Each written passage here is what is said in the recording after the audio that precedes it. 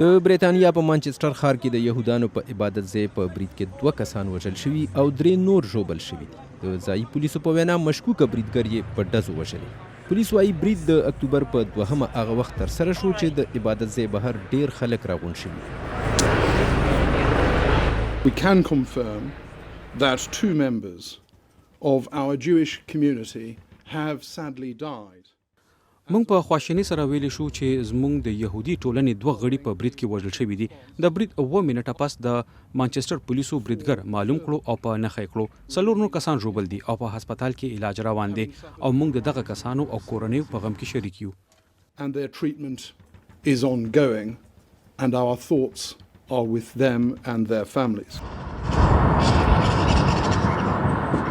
د پولیسو په وینا برید کوونکي په خلکو موټر ور وخېژاوه او بیا یې خلک په چړو ووهل.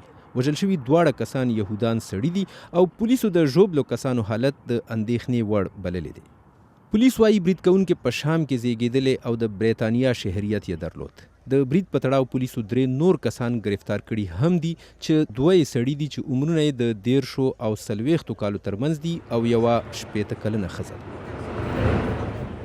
پولیس وايي د حمله کوونکي یو جیکټ پر غاړه و چې په ظاهره له چاودېدونکي موادو ډک و خو هغه نه دی چاودېدلی.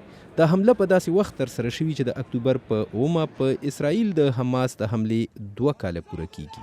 د هغه حملې وروسته په غزا کې د حماس ضد د اسرائیلي پوځ کاروایانې دوام لري. حماس د یورپ او امریکا لخوا ترهګره ډله ګرځول شوې ده.